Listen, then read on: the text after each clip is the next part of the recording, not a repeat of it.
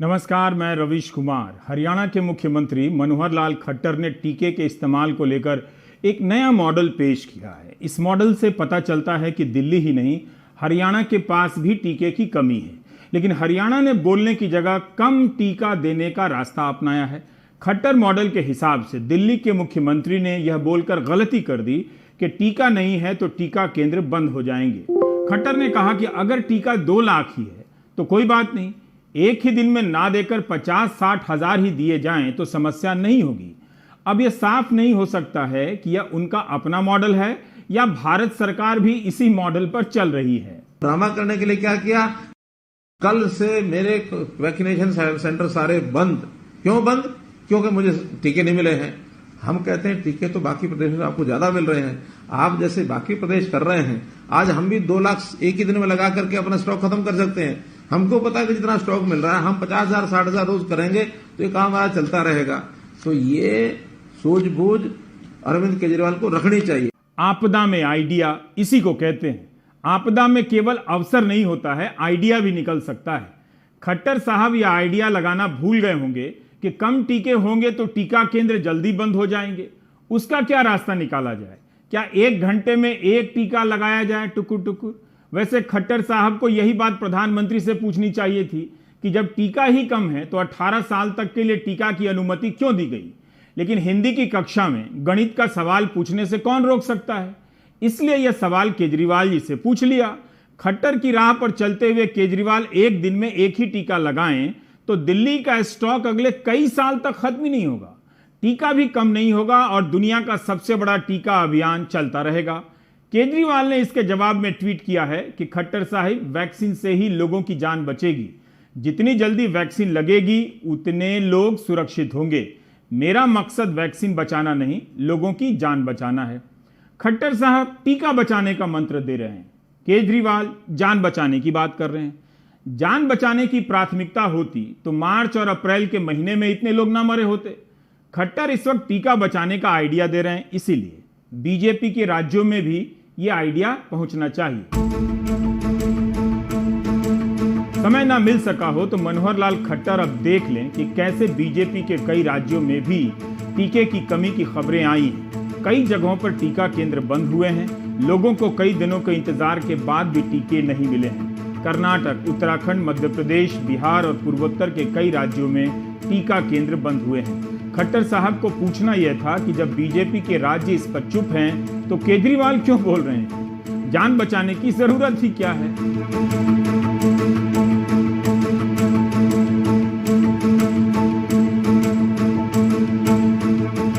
क्या इस तरह से भारत में दुनिया का सबसे बड़ा टीका अभियान चलाया जा रहा है? 5 महीने से सरकार और सरकार के मंत्री इस लाइन को दोहरा रहे हैं और आज भी यही हेडलाइन छपती है कि भारत में दुनिया का सबसे बड़ा टीका अभियान चल रहा है। 16 जनवरी को जब भारत में टीका अभियान लॉन्च हुआ तब से यही बात कही जा रही है। दुनिया में आबादी के हिसाब से भारत का स्थान दूसरा है। इस लिहाज से भारत का कोई भी अभियान दुनिया का पहला, दूसरा, तीसरा बड़ा अभियान तो हो ही जाएगा। वहीं आबादी के कारण प्रतिशत के हिसाब से भी भारत पीछे नजर आ सकता है। हमें देखना चाहिए कि हम अधिक से अधिक लोगों को टीका अभी तक क्यों नहीं दे सके।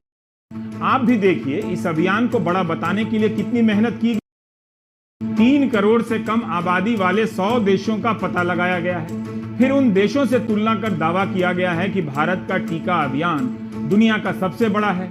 वैसे तो इसकी हेडलाइन आज भी छप रही है, लेकिन टीका ना होने पर टीका केंद्र बंद होने की हेडलाइन भी छपने लगी है। अब से कुछ ही मिनट बाद भारत में दुनिया का सबसे बड़ा टीकाकरण अभियान शुरू होने जा रहा है। साथियों, इतिहास में इस प्रकार का और इतने बड़े स्तर का टीकाकरण अभियान पहले कभी नहीं चलाया गया है। ये अभियान कितना बड़ा है, इसका अंदाज आप सिर्फ पहले चरण से ही लगा सकते हैं। दुनिया के 100 से भी ज्यादा ऐसे देश हैं जिनकी संख्या 3 करोड़ से कम है। और भारत वैक्सीनेशन के अपने पहले चरण में ही 3 करोड़ लोगों का टीकाकरण कर रहा है। दूसरे चरण में हमें इसको 30 करोड़ की संख्या तक ले जाना है। जो बुजुर्ग हैं, जो गंभीर बीमारी से ग्रस्त हैं, उन्हें वो अगले चरण वाले चरण में टीका लगेगा। आप कल्पना कर सकते हैं 30 करोड़ की आबादी से ऊपर के दुनिया के सिर्फ 3 ही देश हैं, खुद भारत, चीन और अमेरिका। और कोई भी देश ऐसा नहीं है जिनकी आबादी इनसे ज्यादा हो। इसलिए भारत का टीकाकरण अभियान इतना बड़ा है। 3 करोड़ से कम की आबादी वाले 100 देशों के सामने भारत का टीका अभियान बड़ा दिखता है, लेकिन भारत तो अपनी गिनती दुनिया की 5 बड़ी अर्थव्यवस्थाओं में करता है। उनकी तुलना में भारत कहां है? उन देशों ने अपनी आबादी के कितने हिस्से को टीका दिया है और भारत ने कितने हिस्से को दिया? चीन के आंकड़े पर अगर संदेह होता है, लेकिन अमेरिका, फ्रांस, जर्मनी, इन देशों ने भारत से कहीं ज्यादा अपनी आबादी के बड़े हिस्से को टीका दे दिया है। अमेरिका की आबादी 30 करोड़ की है। दावे किए गए कि हम 30 करोड़ लोगों को टीका देने जा रहे हैं। अमेरिका में टीका अभियान दिसंबर में शुरू हो चुका था। आज वहां आबादी के 40% हिस्से को टीके दिए जा चुके हैं। भारत उस हिसाब से काफी पीछे है। हम दुनिया का सबसे बड़ा अभियान चलाते हुए भी मंगोलिया और चिली से पीछे हैं प्रतिशत के हिसाब से। आवर वर्ल्ड इन डेटा के अनुसार चिली अपनी आबादी के 54.77% को पहला डोज दे चुका है। मंगोलिया अपनी आबादी के 56.51% को पहला डोज दे चुका है। हंगरी और बहरीन अपनी आबादी के 53% को पहला डोज दे चुके हैं। भारत ने अपनी आबादी के मात्र 11.90% को पहला डोज दिया है। कम आबादी वाले 100 देशों को जोड़कर भारत अपने टीका अभियान को दुनिया का सबसे बड़ा बता रहा है, लेकिन आवर वर्ल्ड इन डेटा के अनुसार टीका देने के मामले में भारत 100 देशों से पीछे है। क्या मंत्री जी इसका जिक्र करेंगे?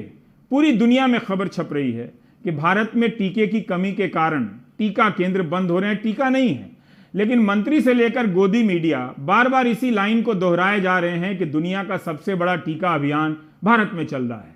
पर्यावरण मंत्री प्रकाश जावड़ेकर कहते हैं कि भारत में 20-21 करोड़ लोगों को टीका दिया गया है। इसमें पहले डोज और दूसरे डोज की संख्या दोनों ही शामिल है। वैक्सीन के बारे में पिछले सप्ताह पत्रकार वार्ता में स्वास्थ्य विभाग ने दिसंबर तक 216 करोड़ डोसेस यानी 108 करोड़ लोगों का वैक्सीनेशन कैसे होगा इसका पूरा खाका दिया है। तो ये समझ लेना कि भारत का वैक्सीनेशन 2021 में ही दिसंबर के पहले पूरा होगा और भारत आज वैक्सीनेशन के मामले में 20 करोड़ वैक्सीन देकर आज दूसरे नंबर पर है। तो सबसे तेज और सबसे ज्यादा वैक्सीनेशन करने वाला दूसरा देश है। प्रकाश जावड़ेकर कुल 20-21 करोड़ डोज की बात करते हैं। यह संख्या आपको यही बताती है कि भारत दूसरा देश है दुनिया में। सच्चाई तो यही है कि आबादी के बहुत छोटे से हिस्से को टीका दिया गया है, जिसका कोई फायदा नहीं, क्योंकि आबादी के जितने बड़े हिस्से को टीका देंगे या उतने बड़े हिस्से को नहीं लगेगा तो वायरस उतना ही बदलता जाएगा। पूरी दुनिया में इस बात को लेकर चिंता है। इसलिए 20 करोड़ के हिसाब से नहीं, इस हिसाब से देखिए कि दूसरा डोज मात्र 3.3% की आबादी को ही दिया जा सका है। पहला डोज 11-12% को दिया गया है। 100 से अधिक देशों ने इससे अधिक टीके लगाए हैं। सरकार अपनी सुविधा से आबादी की बात करती है, लेकिन जब पूछा जाता है कि आबादी के कितने प्रतिशत को टीका दिया गया है, तब टीके की संख्या की बात करने लगती है। जब टीका कम नजर आता है, तब आबादी जोड़कर अपने अभियान को दुनिया का सबसे बड़ा बताने लगती है। इस तरह सवाल का जवाब नहीं मिलता, समस्या का समाधान नहीं होता, मगर हेडलाइन नई नई छपती रहती है। पर्यावरण मंत्री ने कहा कि दिसंबर तक 108 करोड़ लोगों को टीका दे दिया जाएगा। क्या वाकई भारत दिसंबर तक यह लक्ष्य हासिल कर लेगा, या इस तरह के दावे का भी काम केवल हेडलाइन बनवाना है? गवर्नमेंट की तरफ से कई बार ये कहा जाता है कि हम दुनिया का सबसे बड़ा इम्यूनाइजेशन प्रोग्राम रन कर रहे हैं कोविड-19 के लिए, और हो सकता है कि लॉन्ग टर्म में देखा जाए तो वो सच भी हो। लेकिन अभी जो ग्लोबल डेटा है वो ये बताता है कि भारत अभी एब्सोल्यूट नंबर्स पे तीसरे नंबर पे है। सबसे ज़्यादा कोविड-19 के वैक्सीन चाइना में लगे हैं, करीब 60 करोड़ डोजेस लगे हैं। फिर अमेरिका में लगे हैं करीब 29 करोड़, और फिर भारत में लगे हैं करीब 21.3 करोड़ डोज लगे हैं। तो ये तो हो गए एब्सोल्यूट नंबर्स, जो कि हालांकि हमें कहना चाहिए कि ये काफ़ी इम्प्रेसिव है, क्योंकि दुनिया भर में जैसे कि आपको पता है वैक्सीन डोजेस की कमी है, और उसके बाद भी हमने इतने डोजेस दिए हैं और हमारे देश की डाइवर्सिटी को देखते हुए दिए हैं। बट इसका एक दूसरा पहलू ये है कि एक तो आप एब्सोल्यूट नंबर्स की बात कर सकते हैं, दूसरी बात होती है कि परसेंटेज पॉपुलेशन कितनी है जिनका कवरेज हो चुका है, और स्पेशली 2 डोजेस का कवरेज, क्योंकि हम जानते हैं कि 1 डोज से बिल्कुल थोड़ी बहुत इम्यूनिटी बनती है, बट शायद आइडियल इम्यूनिटी 2 डोजेस से बनती है। तो भारत में सिर्फ करीब 3.1% या 3.2% ऐसी हमारी पॉपुलेशन है जिनको दोनों डोजेस मिल चुके हैं। तो ये थोड़ा चिंताजनक है, क्योंकि अगर जब तक आप ये परसेंटेज कवरेज बढ़ाएंगे नहीं तो फिर ऐसी हमारी पॉपुलेशन का बहुत ही बड़ा सेगमेंट रहेगा जो कि वंचित है प्रोटेक्शन से, जो वैक्सीन्स देते हैं। और उस प्रोटेक्शन की एब्सेंस में हमें हमेशा ये डर रहेगा कि हो सकता है एक और वेव आ जाए, हो सकता है री इन्फेक्शन हो जाए, हो सकता है गांव स्पेशली जहां पे अभी वैक्सीन इतने पहुंचे नहीं हैं तो वहां पे फिर से इन्फेक्शन बढ़ने लग जाए, जहाँ पे हमारा हेल्थ सिस्टम वीक हो। तो एब्सोल्यूट नंबर्स इंपॉर्टेंट होते हैं, बट साथ में पॉपुलेशन कवरेज भी इंपॉर्टेंट होती है। और वहां पे शायद हमसे बेहतर अभी कई देश ऐसे हैं जो पॉपुलेशन कवरेज के हिसाब से, इवन हमारे नेबरहुड में आप देखें साउथ एशिया में तो भूटान हो गया, श्रीलंका हो गया, ऐसे देश हमसे काफी बेहतर कर रहे हैं। समस्या सिर्फ टीका नहीं है, टीके की नीति है, कीमतों का निर्धारण है। कोविन वेबसाइट भी अपने आप में एक बड़ी समस्या है। अदालत ने कोविन को लेकर भी कई जरूरी सवाल पूछे कि इसके कारण एक डिजिटल विभाजन रेखा बन रही है। बहुतों के पास डिजिटल सुविधा नहीं है। सरकार कहती है कि पंजीकरण अनिवार्य है, लेकिन लोगों को इससे बहुत दिक्कतें हो रही हैं। सुप्रीम कोर्ट ने जब नीतियों को लेकर पूछना शुरू किया तब सॉलिसिटर जनरल का यही जवाब था कि अदालत नीतियों के नजदीक ना आए। इस पर जस्टिस चंद्रचूड़ ने कहा कि हम केवल केंद्र की भूमिका की बात कर रहे हैं, हम समझना चाहते हैं कि ऐसी दोहरी नीति क्यों बनाई गई है। जस्टिस भट्ट ने कहा कि हमने वो पॉलिसी डॉक्यूमेंट नहीं देखी है कि क्यों केंद्र और राज्य के लिए अलग अलग दाम रखे गए हैं। जस्टिस चंद्रचूड़ ने कहा कि हम जानना चाहते हैं कि केंद्र 45 साल से ऊपर के लोगों को मुफ्त में टीका दे रहा है और बाकियों से पैसे ले रहा है, जबकि सरकार ने ही कोर्ट को बताया है कि दूसरी लहर में 45 साल से नीचे की उम्र के लोगों को ज्यादा खतरा है। जस्टिस चंद्रचूड़ ने कहा कि क्या केंद्र इसकी जवाबदेही लेगा कि सभी राज्यों को टीका उपलब्ध कराएगा।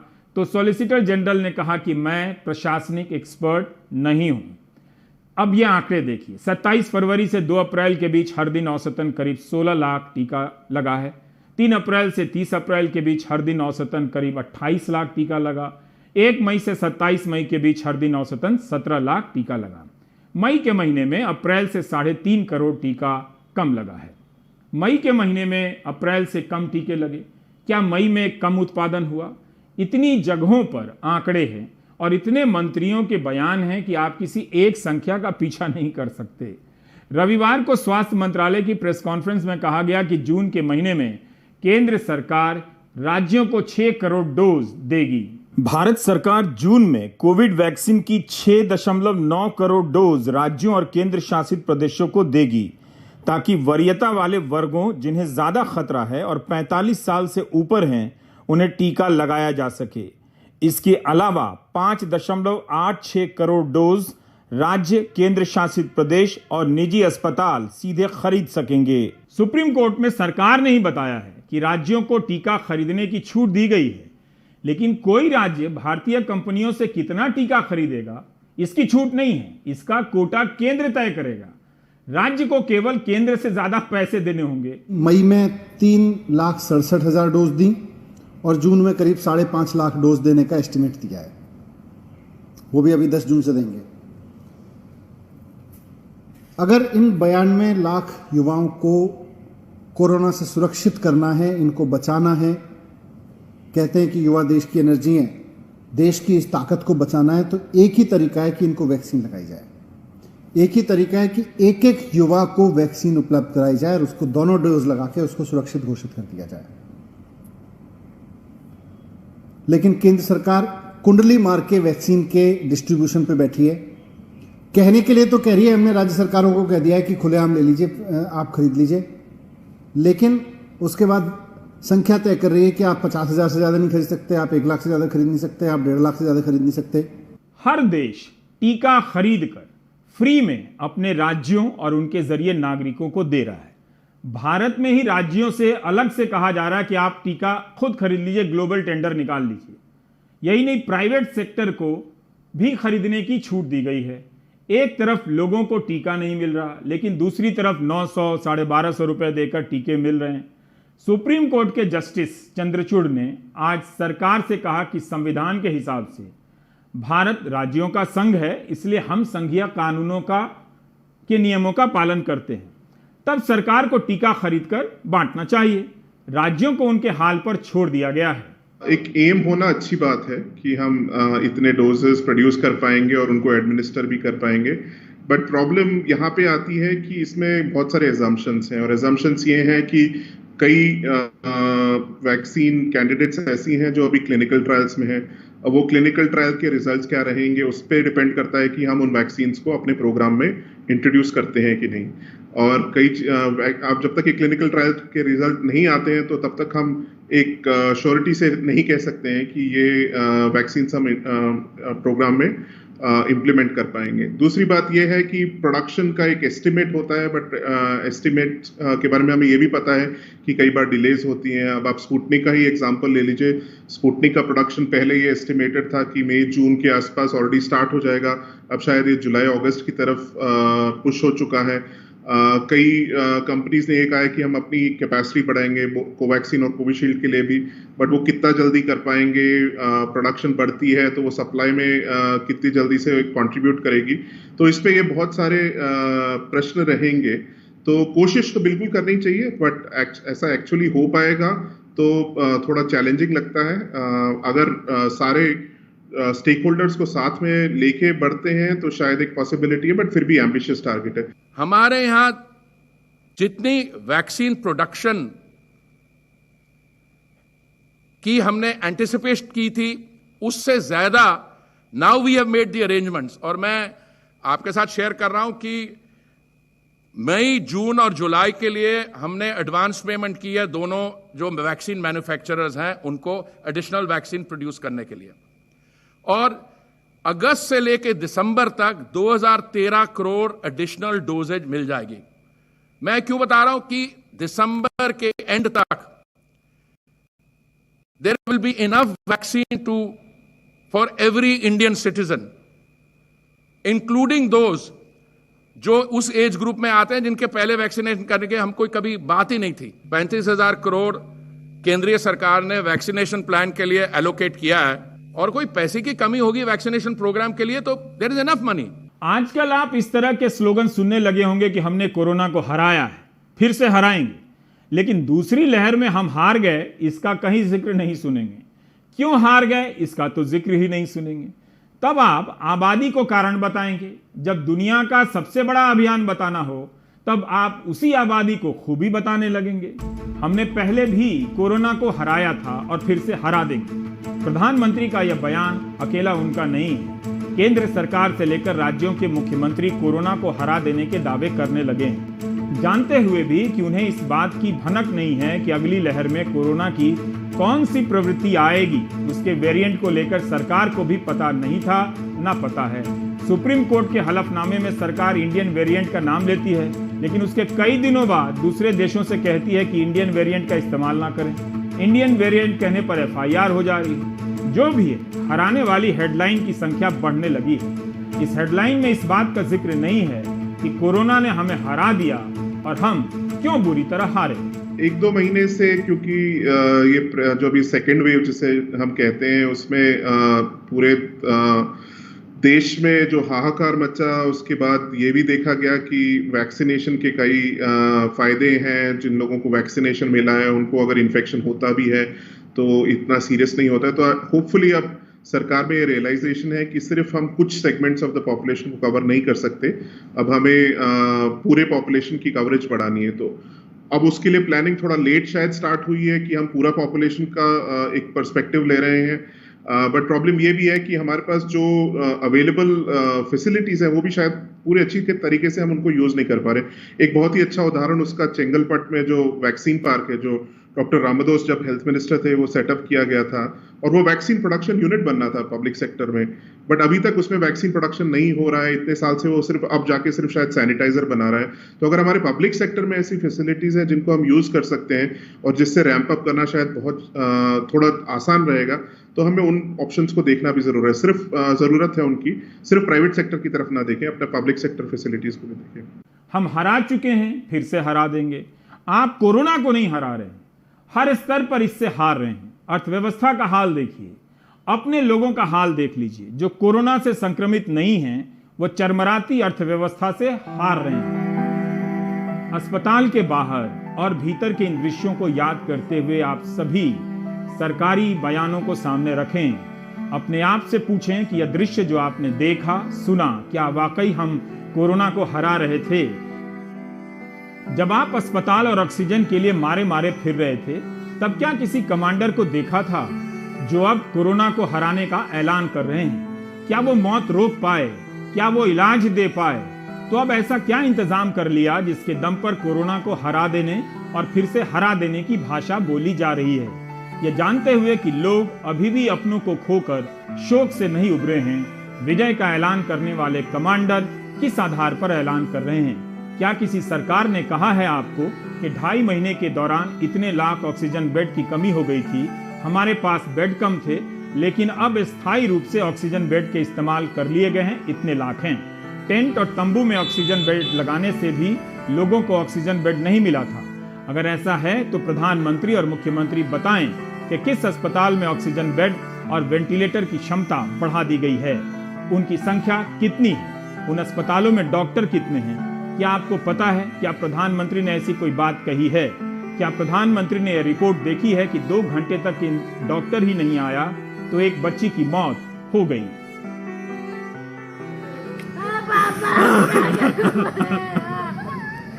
तो 2 घंटा हो गए भैया, हमका 2 घंटा एक डॉक्टर नहीं आया। कितनी तकलीफ है इस शख्स के रोने में। बाराबंकी के किसी अनजान से गांव का रहने वाला एक नाचीज नामालूम सा शख्स, जिससे हम कभी मिले नहीं, जिसे हमने कभी देखा नहीं, जिसका नाम भी कभी नहीं सुना। पता नहीं वो कौन सा रिश्ता है जो उसका रोना हमारे दिलों को चीर जाता है। लेकिन जिले के सीएमओ कहते हैं कि रोने वाला झूठ बोल रहा है। इमरजेंसी ड्यूटी पर तैनात चिकित्सक डॉक्टर अनिल श्रीवास्तव व उपस्थित पैरामेडिकल स्टाफ द्वारा उक्त बच्चे का परीक्षण किया गया। परीक्षण उपरांत यह पाया गया कि बच्चा मृत लाया गया है, जो कि चिकित्सालय पर मृत अवस्था में ब्रॉड डेड की अवस्था में लाया गया था।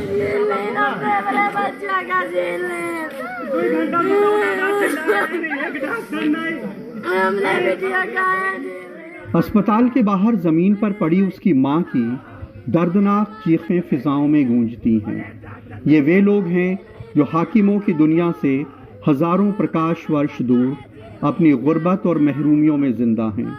बच्ची की मौत और उसके माँ बाप की यह हालत देख कुछ लोगों ने पुलिस को इत्तला कर दिया। पुलिस ने यह रोना पीटना देखकर कहा कि जो शिकायत है उसकी तहरीर दो और ये ड्रामा बंद करो।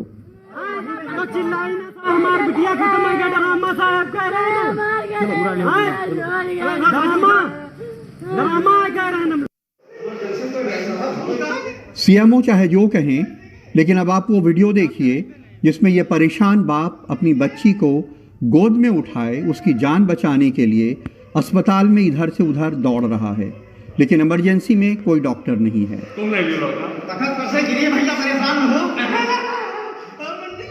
जब कोई डॉक्टर उसे अस्पताल में नहीं मिला तो घबरा कर वो मुंह से अपनी बेटी को सांस देने लगा कि शायद इससे बच जाए। 1 घंटे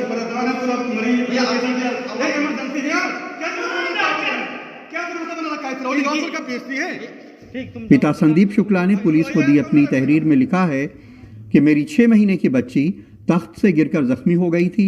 मैं घंटों अपनी बेटी के इलाज के लिए डॉक्टरों को इधर उधर ढूंढता अस्पताल में भटकता रहा, लेकिन कोई नहीं मिला। थक हार कर अस्पताल के CMS डॉक्टर RB राम को कई बार फ़ोन किया, लेकिन उन्होंने नहीं उठाया। इलाज ना मिलने पे मेरी बेटी की अस्पताल परिसर में मौत हो गई। इसके जिम्मेदार लोगों पर कार्रवाई की जाए। अब इस रोने वाले पिता और CMO साहब दोनों में से झूठ कौन बोल रहा है, ये तो किसी निष्पक्ष जांच से पता चल सकता है। लेकिन क्या आपको लगता है कि ये शख्स जिसकी बेटी मर गई है वो एक्टिंग कर रहा है? बाराबंकी में सरफराज वारसी और राजेश गुप्ता के साथ कमाल खान, NDTV इंडिया। यह तो वही बात हो गई कि दुश्मन की सेना खुद से लौट गई और उसके जाने के बाद खाली मैदान में हार रही सेना अकेले उछल कूद मचाने लगती है कि हमने दुश्मन को हरा दिया।